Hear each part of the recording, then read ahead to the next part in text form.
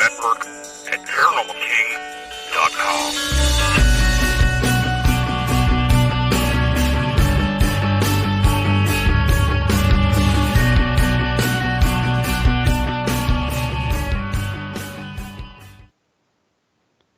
Welcome to the Paranormal News Insider for the week of January 7th, 2020. I can't believe it's 2020. Yes, it is 2020. Or I guess everyone's saying it's 2020. Welcome to the 20s. And this is episode number 421. So I tried to time that out, but it didn't work out so well. But that's okay. 421. And this is your host, as always, Dr. Brian D. Parsons. And we are live on the Paranormal King radio network at paranormalking.com. And welcome to all of those people in the chat room. I really love to see people in the chat room. It's exciting to see people chatting and showing up and showing your support for the show and the network. Do appreciate that a lot. This week, we got some interesting news. I tried not to... I don't want to hold on to anything from 2 weeks ago. We've taken the last couple of weeks off, so Happy New Year to everybody. Did not have a show the last 2 weeks because it was Christmas Eve and it was New Year's Eve, but I did have a replay, and I hope you enjoyed that for the last couple of weeks. And but this week, things are taking off. I mean, in more than one way. It's getting a little crazy out there. The weather is probably set to get crazy on us, and here in the United States, things are getting crazy in a multitude of ways. But we always have the paranormal to distract us from the everyday aches and pains of life and living. And sometimes these things intersect. Sometimes they cross over on each other. Tonight, we've got a lot of UFO stuff to cover. I don't know what's going on, but it looks like UFOs are here to stay, and it's going to be the year of UFOs continued from last year. And we're kind of set up for 2020 to have a lot of UFO stories, a lot of them taking place with this astronomical year that we have ahead of us. We'll talk about that. And SpaceX, well, they fulfilled on that promise. Talk about that. So we'll talk about some politics. Ouch. About 400 people just left. No, not too far into politics, but you probably saw the headlines. Yes, another politician makes promises of disclosure. We'll talk about that. We'll also talk about a British astronaut saying that aliens are here. What did she mean by that? We'll talk about that. And drones. This is the big story right now. This is getting very big. Here in the United States, it's the biggest, well, I shouldn't say the biggest story, but it's the biggest paranormal, strange, odd, weird story. And at first, when this thing first cracked, it wasn't very paranormal, but now I'm starting to see some really interesting things that I'll share tonight. I'll also talk about British children, a lot of British stuff in the news tonight. British children interested in the paranormal. What are they thinking? And yeah, comments in the chat room. Australia, just horrible. What's happening down there to my friends down there in Australia? Lots of fires. It's just horrendous. What's happening out there? And I don't want to ever complain about the weather or anything here in the U.S. when I think about what's happening in other places. What happened in United Kingdom over the summer, and now it's happening in Australia. It's their summer right now. Just horrible stuff. But anyway, yes, I'm your distraction for the next 56 minutes or so. And I'm excited to be back. I'm glad to be back. It was a couple of weeks off for me, nice little vacation. And I'll be back next week. But then, yes, sadly, taking a little bit more time off. Real quick, I'll be back. It won't be too long. But you can stay in touch with the show if you have any questions, comments, concerns, or you want to add any kind of paranormal conferences or conventions, all that fun stuff. You can get a hold of me through the website, of course, at paranewsinsider.com. And you can also find me on Facebook /Paranewsinsider, on Twitter at Paranewsinsider, or, like I said, just the website, paranewsinsider.com. There's a contact page. You can, if you're wanting to listen to the show, hopefully I'm on pretty much every network out there as far as upload through Podbean. So I'm through Podbean. Should be on iTunes. Well, I know I'm on iTunes. Better be. Apple Podcasts, iHeartRadio, Spotify, Google Podcasts, Spreaker, Podcast Addict. I even have a YouTube page, Podchaser, TuneIn, you name it. This show is out there. And also don't forget that the Paranormal King Radio Network is also out there, and the family of shows that are available here are also available through most of those networks and probably a lot more as well. So check that out. Not now, but later. Just bookmark it. So the events listing, I mentioned paranormal conferences and conventions. Right now, it's kind of quiet. It's the calm before the storm, as they say. I don't have anything in the ghost area until February, and UFO events, nothing on the calendar until March. And as far as cryptozoology, I do have one later this month, January 24th and 25th, Longview, Washington. We have the Squatch Fest 2020. And I do have a little bit of work. I'm a little bit behind. Actually, let's see. I do have one event I definitely have to add tonight. Brought to my attention, and it's an event I spoke at last year. The Haunted Heights Paracon takes place May 8th through the 9th, 2020 in Houghton Lake Heights, Michigan. And like I said, I spoke at that last year. Was it last year? I think so. Yeah, sure. Sounds good. Did some UFO stuff. Really exciting. Michigan has a pretty deep history, some interesting stuff. You don't want to miss that event. It's a pretty unique event, really interesting area as well. And as far as what I've been doing, see, I was on the Paranormal Road podcast with Dave Hensley and Randy Kessler. That was a few weeks ago, I think about 3 weeks ago now. You can listen to it whenever. It's on Podbean, Stitcher, iHeartRadio, Apple Podcasts, TuneIn. Sounds familiar. Yeah, it's pretty much everywhere as well. And you can check them out at paranormalroad.podbean.com for that show. And I really got to get around. I've just been really lazy the last couple of weeks. Well, not really, but I feel like it on the paranormal front anyway. I need to get a hold of the Bigfoot Eyewitness Radio Show, and I'm going to be on that pretty soon. I just got to get that set up. Really interesting show, really interesting format. You're really going to like that episode. I'm excited for it. I just got busy through the holidays. I got to set that on the back burner, but BigfootEyewitness.com. Check that out, and hopefully I'll be announcing that pretty soon, and we'll get on that show. You're going to like that format, I'm telling you. If you like Bigfoot stuff, you're really going to love not just my interview, but anybody's interview. It's pretty neat. He generally talks to witnesses of UFO or Bigfoot encounters, not UFO encounters, and they'll tell their story, and then they basically just answer some questions, which sounds really simple, but it's really interesting to listen to, and it's really it draws you in. But mine is a lot of research, and I can't wait to get on that show. So we're going to jump into some new news, and like I mentioned, this is the year of UFOs. I'm predicting this. Last year we saw a really kind of scattered, I guess we had the Storm Area 51 thing, but that wasn't really about UFOs, but really started to take the front page news, if you will. And it's really kind of, I don't want to say silly, but I kind of laugh about it because seeing people talk about UFOs in such a serious tone, it's hilarious because you look at the last, 20, 30 years, and everyone just makes fun of it. They always laugh on the newscast. Oh, there's lights in the sky. Oh, somebody cue the X-Files theme. Yeah, and they tend to make fun of it. And it's tend to be a joke. And it's always, well, we got filler at the bottom of the show. Let's just throw in that silly UFO story, and we'll all make fun of it and throw paper airplanes around the newsroom.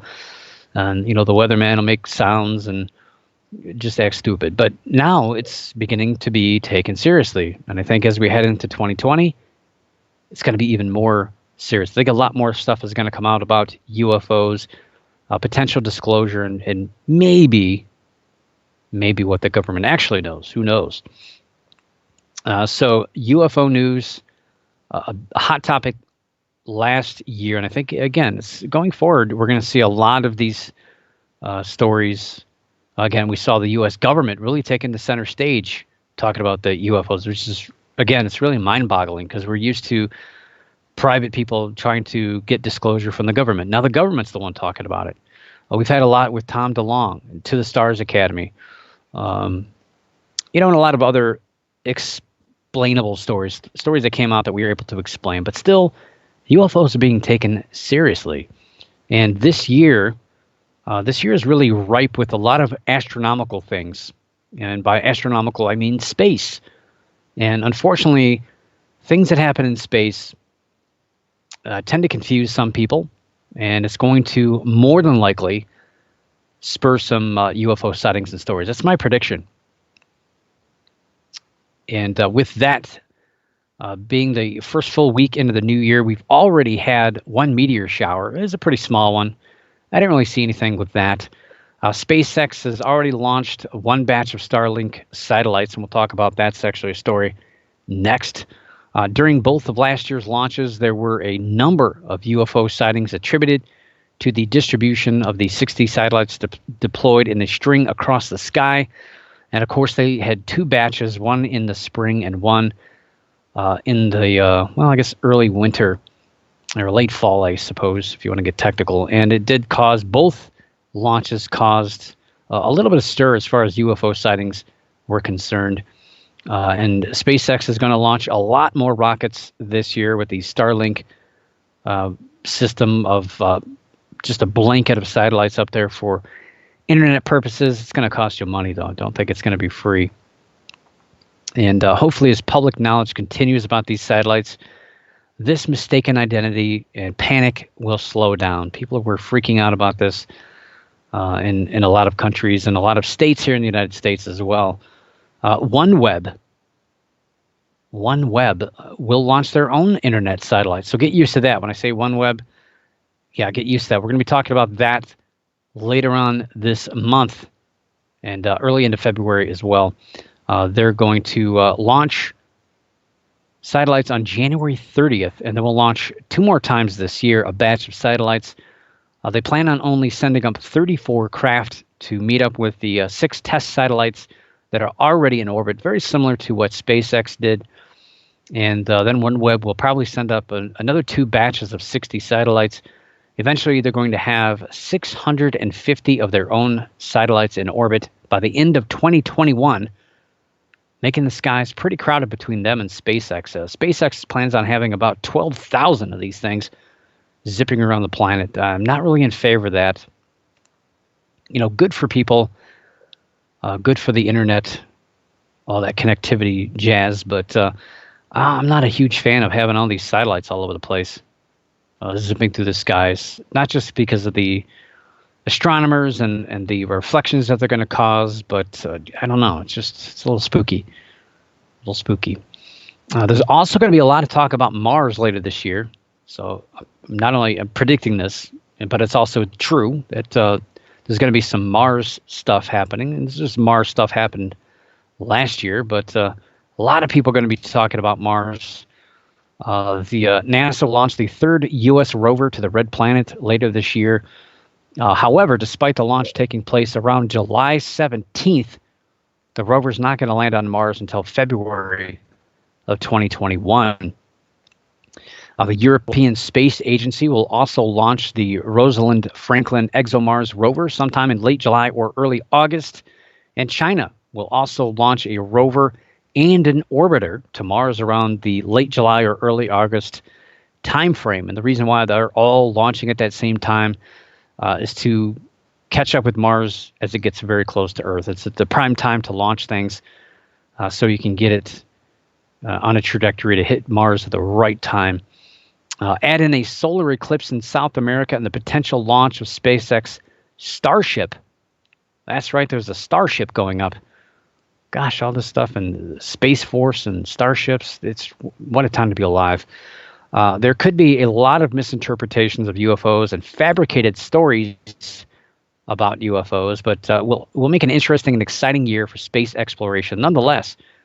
And I'm telling you, a lot of UFO stuff coming up this year. Unfortunately, then next year when these rovers land and start taking pictures, people are going to assume that they're seeing bases and stuff on Mars, which is probably not going to be true. And it starts all over again and over again. Let's see. Question in the chat room: is MUFON the #1 UFO agency? Well, it depends on what you mean by UFO agency. I think MUFON is the largest UFO reporting agency. As far as researching and actual investigations, I don't know how much they really investigate anymore, to be honest.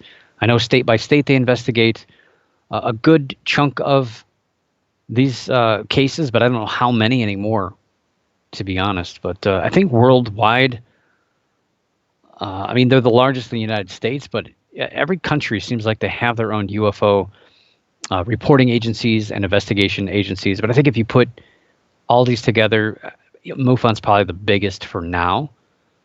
But we'll see, because of all this talk of UFOs, I'm surprised, very surprised, that there's not more groups popping up that are focusing on investigations and researching all these strange things in the sky.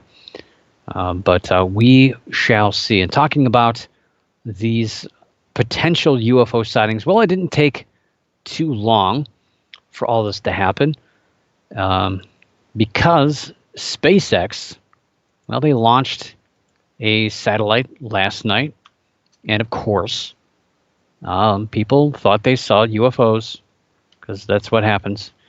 We throw this. I'm going to throw the link in the chat room from the prior story. So if you're not in the chat room, you're missing out on links. Yes, sharing links, and some of these links aren't the most popular ones you may find on paranormal news websites. Some of these I kind of dig up to find the original link, or ones that have specific information about what I'm talking about. So there's the link about the space calendar events for 2020. And like I mentioned, SpaceX, well, they created a little bit of drama. Last night, they launched 60 more Starlink satellites, which now brings them up to a total of 180. Yeah, this is a sore subject with me, but the latest satellites are coated with a dark cover to help lessen the reflectivity from the sun during darkness. Well, we'll see how well that does. It's still going to reflect any object in the sky. And you may wonder, well, what does that mean? Well, the sun is frequently reflected to the viewers on the surface from medium to high altitudes. This happens pretty much, I always tell people the time frame from the sunset until around midnight, until the sun goes around the Earth. Yes, because the Earth does have a curve to it. It's not flat. This is not a flat Earth show. Sorry, just lost 10 listeners. But yes, when the sun goes down, it appears to be dark here. The sun is still shining across the sky. You just can't see it because it's not hitting anything, well, until it hits something. So when a satellite is moving, spinning in space, it'll connect with the sun, and you'll get what they call an iridium flare. And it looks like just a bright spark. And it's, pure white because the sun, yeah, it's yellow. But in reality, when you see it, if you look at it, go ahead, try it tomorrow. It's very, very bright. No, don't try it because I'll get in trouble. Don't do that. Unless you got those special eclipse glasses. Even that, it doesn't look white. But yes, trust me, it's very bright. Almost like a white. If you see these things reflecting purely off of it. And, this is happening a lot. But not just that, but the sheer amount of these satellites flying through space has interrupted a lot of pictures of people trying to take deep space photographs from the Earth's surface. And it's just going to get worse. I mean, 12,000 plus all these other companies, not good. Not good. So, yes, SpaceX launching these another 60 satellites into space. UFO reports, of course, flooded in a few states, especially in the South, including Nebraska and Texas. And numerous photographs of the line of satellites began showing up on the internet a little after the launch. Now, the satellites were over South America, but you could still see them, especially from Texas. And lots of people posting pictures. Luckily, a lot of people knew what they were looking at, but there was still a little bit of panic, people calling in news channels about seeing these string of lights in the sky. And People thinking that planes were crashing and UFOs were invading and the world was coming to an end, as usual. That's like a weekly thing around here, I guess. But yeah, as this goes on and on, as they get closer to their 12,000 plus satellites, hopefully people will get a little bit more used to these launches, and they will ultimately become used to this, and people won't panic. I'm sure people will panic. I mean, my goodness, they announce in Florida, they make big announcements about these rocket launches, and people still panic when they see these rockets in the sky. So I don't know. I don't know. So let me get that. I'll get that link. Toss it in the chat room gently. Gently. Get your hard hats on. Here it comes. And yeah, more UFO news. So 'tis the season. And you may have seen this. You may have heard about this. Politics and UFOs. It's almost like you would think it would be oil and water, but it's not. It seems like it goes hand in hand. I mean, you can go back to Jimmy Carter, for instance. He had a UFO sighting, right? And as far as I'm concerned here on the show, I generally like to steer clear of talking about politics. I do the best I can to tiptoe around it. And really just about anybody. There's certain people I like to kind of get fired up about politics because I know it ruffles their feathers. I can say certain people and certain things and they get really excited. It's kind of fun. Poke the bear. But the topic does come up from time to time in the paranormal, especially when people promise to disclose information about what the U.S. federal government knows about UFOs and related phenomena. I mentioned Jimmy Carter, but we can also talk about Hillary Clinton. And she made this suggestion back in 2016. U.S. presidential candidate Andrew Yang said back in July of last year that he would love to provide information on classified information and provide disclosure as long as it doesn't cause public harm. In August of last year, Bernie Sanders made a similar promise. And of course, these are just the latest in a long line of politicians to make these kind of promises. I mean, presidential candidates making promises, they usually come true, right? Usually come true. Ouch. No, they don't. Just kidding. Well, now there's a new hat in the ring. That's right. Democratic presidential candidate Senator Amy Klobuchar has also made comments about getting to the bottom of the truth. So I guess that's her platform. I will give you truth on UFOs. Vote for me. Storm Washington, D.C. Maybe that's going to be her thing. I think I just got her campaign sign. Storm Washington, D.C. That's going to be her new thing. They can't vote for all of us, or we all can't vote for her. I don't know what it is going to be. It's just, I'm making it up as I go, folks. So will we ever see transparency and disclosure about what the government really knows about the UFOs? Well, let me answer. I can answer that real quick for you. I don't have to ponder anything. Probably not. And not because there's such top secret information that no two people have the same information and there's various levels of knowledge and nobody can agree on anything, or there's such top secret information that nobody can get eyes on anything. And even the president isn't clear enough to get any of this stuff. But the sad fact is, I don't think the government really knows as much as what we give them credit for. I think that's the truth. I think that's the real disclosure.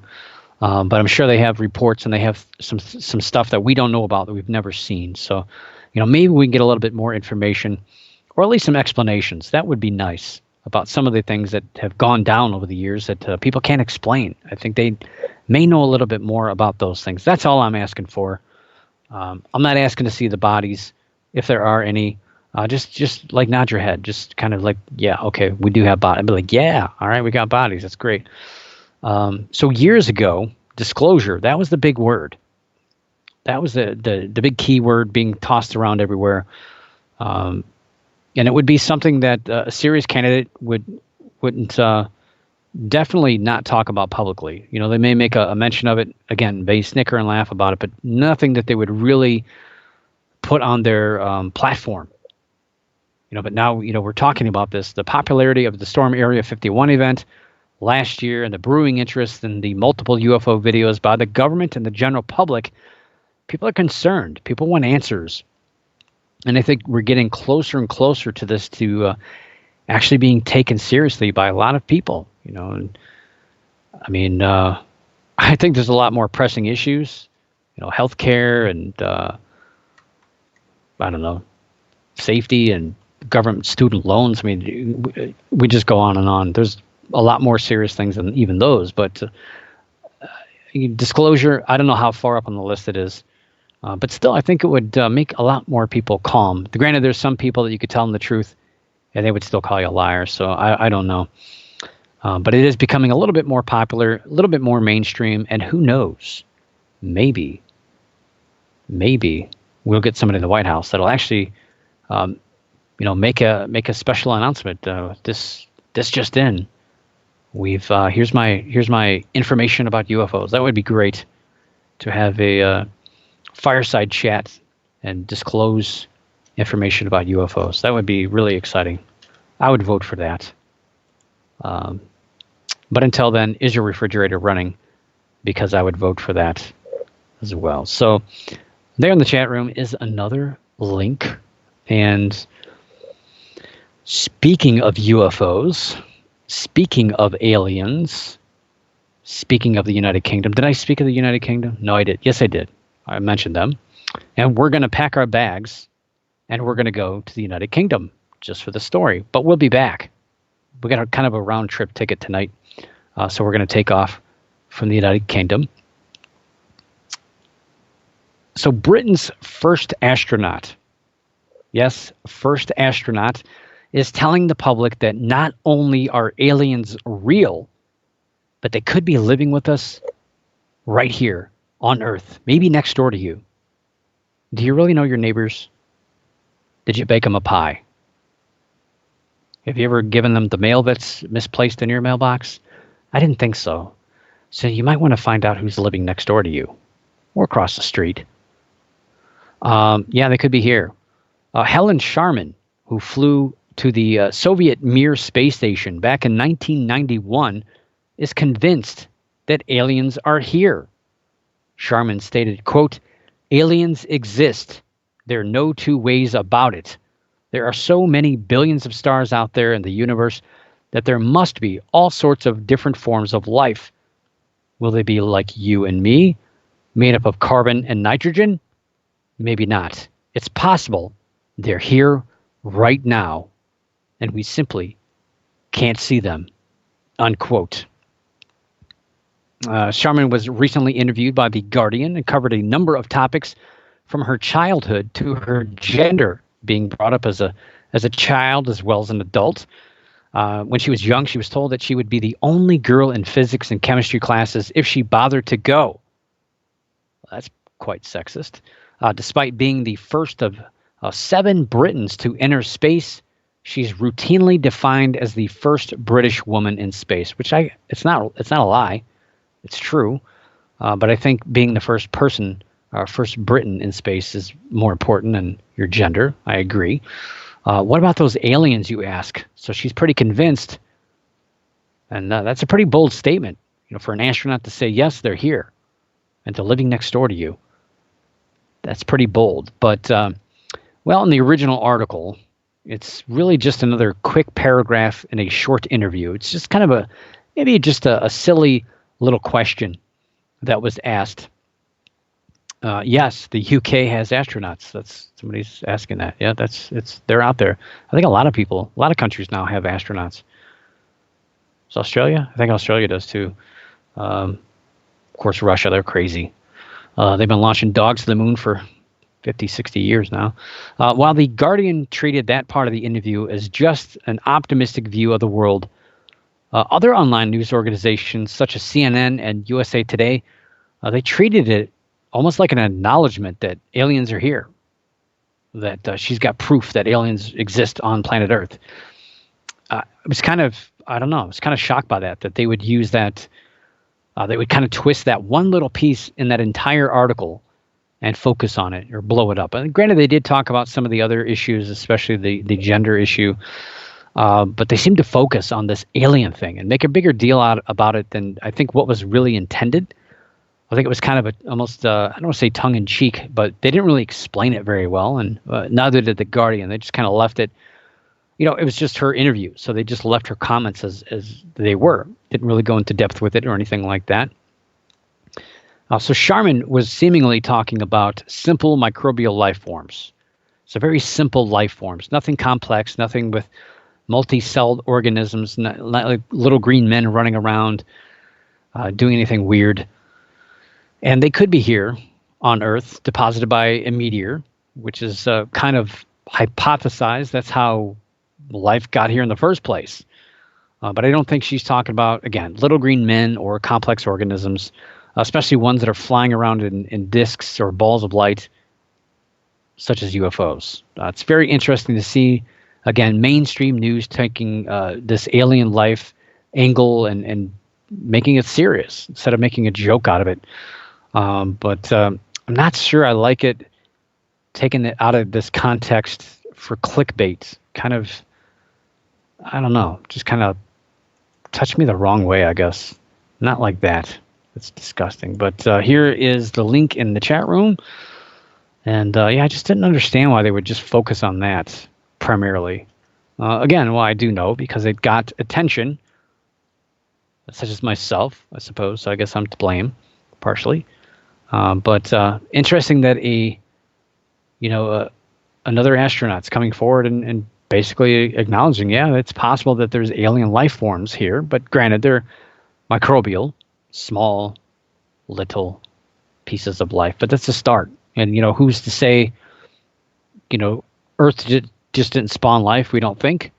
Well, we don't know any different right now, but, we could technically be aliens as well. We got here somehow. We just didn't. Well, I guess we could have just come out of nothing, but we'll find out. We'll find out. So that's your UFO news. That's like half the show. And I think it's going to be like that for quite a while. So here at the bottom of the hour, and again, you're listening to the Paranormal King Radio Network at paranormalking.com and you're listening to the Paranormal News Insider through the website of paranewsinsider.com. That's an interesting question. Who is the best UFO investigator now that Stanton Friedman has passed away? That's a good question. I don't know. He was certainly an excellent investigator, probably more of a researcher, looking through data and information more than actually going out and boots on the ground kind of guy. I don't know. That's a great question. I really don't have an answer for you. I know that doesn't help, but there's plenty of people out there that are looking into things. Plenty of people who have been around a long time that have been researching things. But I don't know. It'd be kind of hard to rank everybody. I don't even know if Stanton Friedman was really the best. I mean, he certainly had a lot more information than anybody else. But I prefer somebody who's balanced, somebody who's boots on the ground, out looking in the sky, out talking to people, but also going through research and researching stories and information, history, and all those things combined. I think both halves have to be there. So much nowadays, you see the focus on people just sitting behind a computer, people Googling things. Oh, that's not good enough. I'm sorry. You got to get out there. You got to talk to people. And talking to people doesn't just include exchanging emails. Phone calls are a little bit better, but still, boots on the ground. Get out there, talk to people. I think those are the best researchers. Those are the best investigators, ones that are balanced between those two. And there's plenty of people that are out there doing it. Probably the best UFO investigator is probably somebody you never even heard of because they're too busy doing research to really brag about what they're doing or to go out on shows every 5 minutes. Not that Stanton Friedman wasn't doing anything. Granted, researching for 60 years, that's something to talk about. That's pretty impressive. And, I will never come close anywhere near anything that Stanton Friedman's ever accomplished. By far, he's one of the best, if not the best, but it's kind of hard to rank, I'd say. So, but now let's get into probably the biggest paranormal story And I would say the biggest mystery so far of the year, if I had to name one, yes, it's only January 7th. So we're only a week into the year. But this is, you always get this, I don't know, every year there just seems like there's this story that comes out of nowhere. You never really expect anything, but it just comes out of left field. It's just a subject that you never really thought of. Sky Noise came out early in the year. We had the Apocalypse start really early in the year, one year, and now we've got drones. We've talked about drones here on the show a number of times over the years, mostly being a cause for misidentification. But now we've got swarms of giant drones scaring people. Yes. So since mid-December, sheriff's departments in Colorado, mostly Colorado, but also Nebraska and now Kansas, have been inundated with calls of swarms of giant drones in the sky. And yes, that has a lot of people thinking UFOs or unidentified aerial phenomena, UAPs. That's the new UFO. One witness described seeing about a dozen or more drones that had a wingspan of at least 6 feet. I don't think you can buy that at Walmart. Sheriff's departments are now joined by the FBI, the FAA, and the Air Force in getting to the bottom of the mystery that has many residents in these 3 states feeling nervous, vulnerable, and downright scared. A local CBS affiliate waited for nightfall with one of the witnesses and was able to actually document one of the drones. The FAA and Air Force have both claimed they do not know who is behind the drones, and the FAA even said they're not even sure if these are drones. What does that mean? What do they know? Despite the number of witnesses and actual videos of these drones, none of the agencies feel that the drones pose any sort of threat and seem to be downplaying the activity, which seems kind of suspicious to me. Although this could be to cause people to kind of calm down a little bit, because there is a lot of people that are getting a little excited about this. People are getting very fearful out in those 3 states about what's going on. There is growing concern. It's almost to the boiling point at this point right now. Colorado seems to be the epicenter behind the sightings, and has even created a task force. That's right, a task force to find these drones or find out who's behind these things, to look for a command vehicle of some sort that could be deploying these drones. So they're looking for a closed box trailer with antennas or potentially a large van. Last night, so Monday night, a specially armed airplane with 3 cameras that can see in color and infrared even went in search of the drones, but had no luck. And over the weekend, one of the new leading explanations of what the drones could be came out, and the Air Force Global Strike Command. This oversees underground Minuteman silos across northeastern Colorado, southeastern Wyoming, and western Nebraska, which are the areas which the drones have been spotted.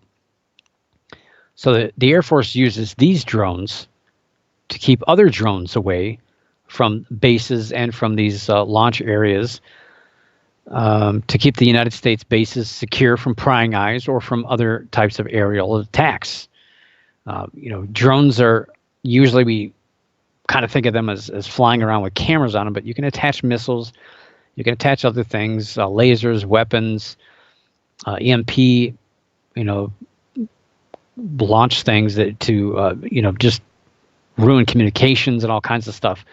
Not that I'm trying to give anybody any ideas here, but so the Air Force basically, it's kind of like a third-party company. So they don't really own these. They just basically contract the Air Force Global Strike Command. They just kind of pay this company to just patrol our stuff, kind of like really expensive security guards, and really cool trucks that fly with cameras and other equipment, but probably a badge and a gun. The Air Force uses these drones, again, to keep other drones away. So I don't know. Like, these are different, though. These aren't like I'm trying to explain this. They're not like your regular drones. Kind of think of almost the stuff that you see the military use. Those kind of drones. Not the drones with the four little helicopters that make little bzzz noises, but that's not really what's been described. So I don't know. This seems like there's a lot of different information. But again, the Air Force already stepped forward and said that we're not responsible. So they've already said that. So I don't know why they're thinking that this Air Force Global Strike Command is responsible, and the Air Force says that they have nothing to do with it. So these are, I guess, what you call counter drones. And they said they're not responsible. They've denied that the drones are theirs, which I guess when you think about it, technically, they do belong to a third party and not the Air Force. So I guess they're telling the truth in government fashion. Plausible deniability. It's not us because it's not really us because we don't own them. And it's true. The military drone hypothesis was made from drone and aviation experts in Colorado, some of which have their own interesting sighting. I think it was last week. Chris Swathwood of the chair of Legislative Affairs Committee for the Colorado Aviation Business Association and a seasoned drone pilot stated, quote, "We did get eyes on one about 200 to 300 feet above, and it was moving at about 100 knots. It was large. It was a large fixed-wing aircraft. It was dark, and it had lights unlike any other manned aircraft would normally have," unquote. So there's weird things, weird sightings about this. Swathwood also stated he feels the drone was more than 8 feet in size. And a drone of this size would probably use a runway to take off, or it could take off vertically. But it had a drive motor in the back propelling it forward. So again, not like your typical drones, more like the drones you see, bombing places. Those long drones. Think of.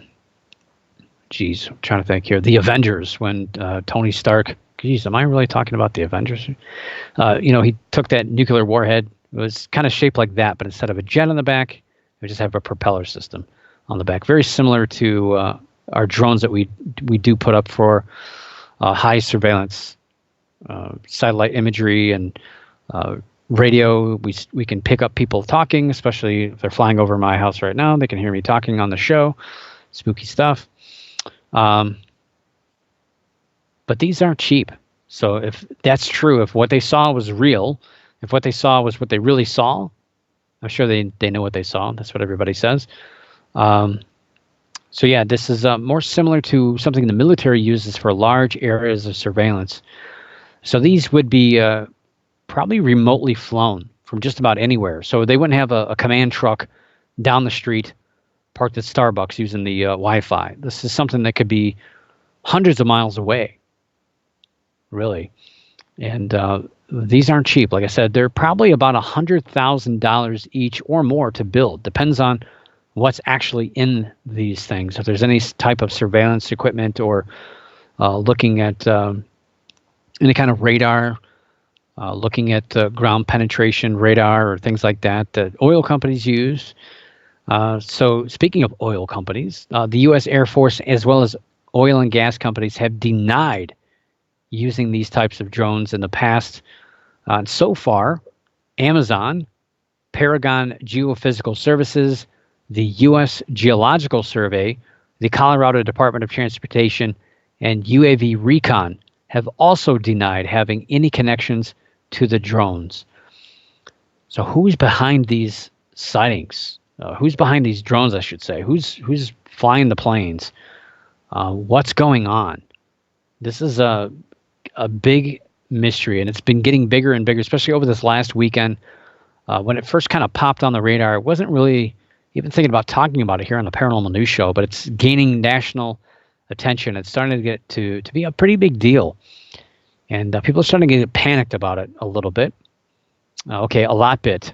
In Colorado, people are really panicking about this. Officials are warning people, however, don't shoot at the drones. Don't shoot at the drones. The And there's a couple of downsides to that. What goes up comes down. So if you miss this, your ammo is going to come down on somebody else, or maybe even yourself, or your cat. So it's highly dangerous. You could shoot one of these things down. It could land. It could catch fire. It could blow something up. It could land on a car. But it's also illegal. You cannot shoot a drone down. Drones are very highly regulated, and there's a lot of red tape when it comes to drones. There's a lot of things. And if you got one for Christmas, if you had to fill out paperwork for it, there's a lot of laws. There's a lot of things you can't do. You can't fly over national parks. You can't fly near airports. You can't fly over a lot of places that people still do anyway. Highly regulated stuff. You got to have a license for certain weights and certain. They could fly high enough and all this and that. And this latest activity right now is making officials think that drones should have ways to be identified from a distance so that mysteries like this are not turned into potential threats. And it's funny that this is coming up and they're talking about this because last month, yes, in fact, last month, the FAA announced a proposed rule that would ensure all drones registered by the agency have remote identification technology. So I don't know, maybe the FAA is behind this. Maybe they're just pushing for regulation. The plot thickens. Granted, if these weren't military, I mean, wouldn't you think if these were not military, people were panicking, these things are near military bases, don't you think the Air Force would be out in force, pun intended, looking for these things? I mean, in the matter of national security, wouldn't there be like Black Hawks flying around, other drones flying high, looking for these things? I think yes. So my opinion, I think I don't want to say they're covering it up, but they're just not talking about it, and they're just going to stop doing it for a while, or kind of cover this up. That's my thought on this. But on the other side, yes, on the other coin, got to balance the show out here. It's also been proposed that maybe somebody saw a handful of drones in one location, probably big, probably these, ones that were described. But now other people are seeing different things, such as satellites, maybe even stars, airplanes. They're just misidentifying them. Maybe a lot of these sightings aren't what people think they are. And this drone paranoia has grown pretty large in these states. It's front page news. It's all over the news. People are panicking. People are genuinely panicking about these things that are coming out at night. They don't come out during the day. Drones are dangerous. They were showing on one of the articles I was watching, they had a video where it showed a lightweight airplane, and they showed pushing a drone into an aircraft wing, and it punctured the wing. It went through the wing. So it could down a plane, especially small planes that fly at lower elevations. If it goes into the engine, it's like a bird strike. These drones are made out of metal. They're not super heavy, but at the elevation, even just sitting still and an airplane hits it at a couple hundred miles an hour, it's going to cause damage. It could kill somebody. And especially when it's 8 feet wide, that's definitely going to hurt somebody. These things, yes, you can probably put all kinds of weapons on them if you really wanted to. This was the big scare when drones were becoming popular. Oh, great, we're strapping cameras to these things. What else are we going to strap on them? Cats, what's next? Bombs, we got lights, we got people making these things into UFOs. It's not funny. It's not funny. And drone paranoia, like I said, taking over these states, especially at night. People are filming everything. Any light in the sky, they're filming and calling it a drone now, which is just crazy. People are panicking. And there's been a few sightings. There's Facebook groups. People are posting things when they see it. And other people are reacting to these. Trained observers are looking. And a lot of times, a lot of these instant sightings that are posted, there's nothing there. Nothing plausible to these sightings. So this is kind of a flap of drone sightings, very similar to UFO flaps that are sometimes spurred by panic. People overreact. And I'm not saying that they're all explainable, but I think maybe a lot of these are explainable. But still, what is going on out there and what's behind these drones? I got a handful of links for that story. I'll put out a few during the week through social media, but I'm going to put at least one here in the chat room. This is the latest one about them thinking that they've solved the mystery. But still, I mean, there's news stories coming like every 15, 20 minutes about this. So keeping an eye on this for you guys. And when we get a solution, yes, we're going to talk about it here. But so far, it's the biggest mystery of 2020. Well, it's in the strange news. And speaking of strange, we've got kids. Kids are strange. And kids say the darndest things. And kids ask the darndest things as well. Children, they're mysterious to begin with. And they're very hungry for knowledge. A poll was conducted by OnePoll on behalf of the History Channel. You've heard of them. On some of the things that kids think about. It polled over 1,000 British primary school-aged children, as well as 1,000 parents. The number one curiosity: what are ghosts? Yes, they want to know what ghosts are and if they exist. That's great. Great to hear that. Around 32% of kids polled wondered about ghosts. So almost a third of kids want to know about spooky specters and ghosts, all that fun stuff. 30% wondered about extraterrestrials. So I guess we don't care as much about ET as we do Casper or ghosts. And just 23% want to know if the Loch Ness Monster was more than a legend. Wow, UK kids looking more for ghosts than the Loch Ness Monster, the hometown hero. Wow. One topic was Stonehenge. Stonehenge, 44% of kids correctly identified it as an ancient monument, while 14% thought it was the remains of an old house. And 5% thought it was an alien landing pad. I know what show they were watching on the History Channel. One astonishing takeaway was that a third of the children polled thought the internet had always existed.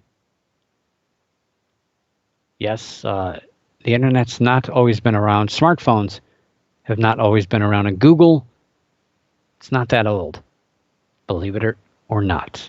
I mean, I guess as far as kids are concerned, it's always existed for them. So they don't know any different. To them, even a week seems like a month to them, and a month seems like a year in their perspective. So what do they know? What do they know? Of the top 20 questions plaguing children are many that we would expect. Where do babies come from? Why is the sky blue? But a good chunk of these questions come from the paranormal, such as number 17. Are Yetis real? Yetis. Kids actually know what Yetis are. That's great. Well, probably because they watch, was that a Disney movie that the Yetis on?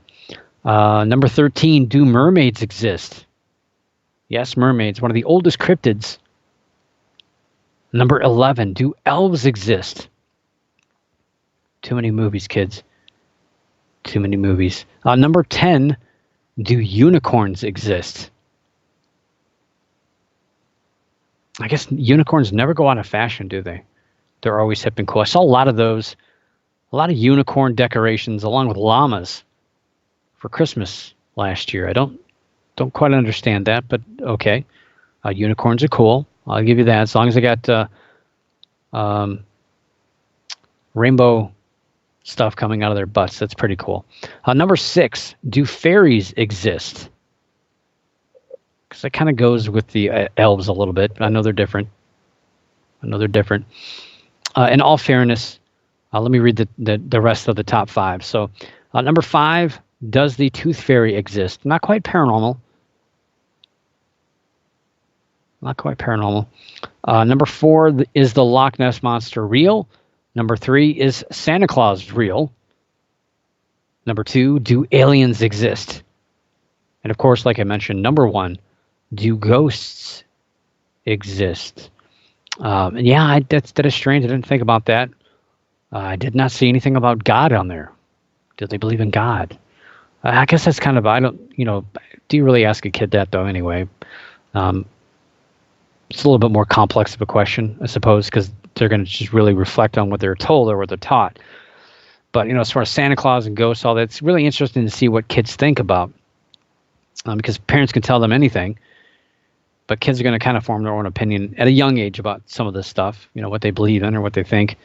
But there and again, I think a lot of that's based on their perception of the world around them and really what they've been fed so far, not food-wise, but media-wise, what movies they're watching. So I guess if they're thinking about elves and some of those things, maybe they're watching The Witcher on Netflix. Am I getting paid for that? Probably not. It's a good show. It's a good show. Just finished that last night. Yeah, that's what I'm doing in my spare time, watching Netflix series. But yeah, I think they get a lot of that stuff from TV and stuff. But it's really interesting to listen to what kids have to say about this stuff. And, a lot of people will say, well, kids can see ghosts because their minds are not inundated with all the stuff that we are. And they're free from heavy opinions and trying to prove everybody, blah, blah, blah. But I don't know. I just think that they're not trying to tell anybody anything to impress them. I think they just kind of go along with the flow, but I don't think they see ghosts more than anybody else. But it's really interesting that's the number one thing. I mean, of all the things that are going on out there in the world, on movies, TV shows, books, so on and so forth, you don't really hear that much about ghosts. But yet,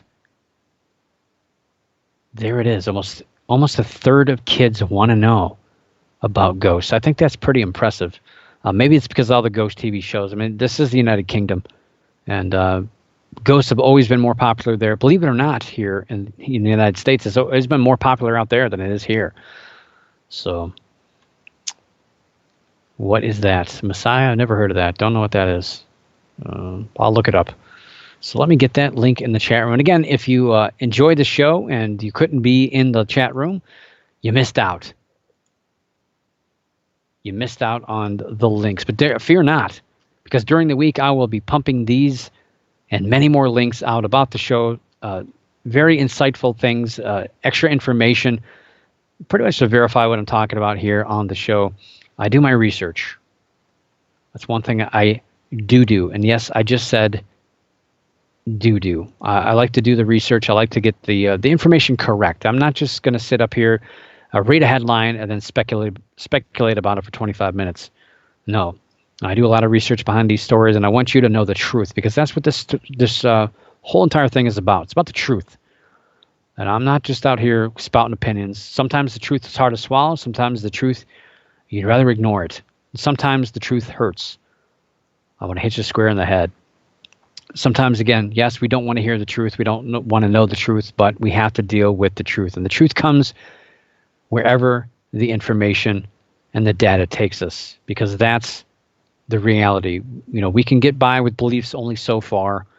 What we want to think, what we want to feel, what we want to think is really happening around us, it's only going to take you so far. But the data and the information, that's where reality comes from. And that's what I rely on. Call me skeptical, call me insightful, call me a lot of things. That's okay. It's not going to hurt me. But you can call me Dr. Brian. And again, thank you to everybody in the chat room. Again, Happy New Year to everybody. I'm excited about this year. I think it's going to be a really fun year.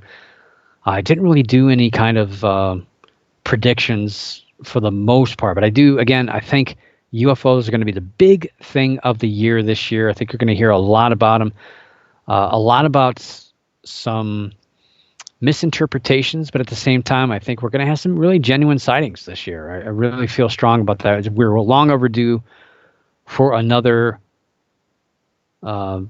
big sighting, mass sighting or something very unexplainable happening in the skies over us. And I don't know. Let's see what the ghost field can do. Come on, guys. We got to step it up. We got to see what's going on there. And cryptids, I'm sure. Give it a week or two. We'll see something about the Loch Ness Monster. We'll see. But anyway, speaking of seeing you, I will see you next week. But for now, keep your eyes in the skies. Watch out for drones. Keep your ears in the woods. Listen for those things. And keep the hair standing on the back of your neck. And always keep your mind slightly ajar. And above all else, you know it. Don't stop believing. For the Paranormal News Insider, this is Dr. Brian D. Parsons reporting.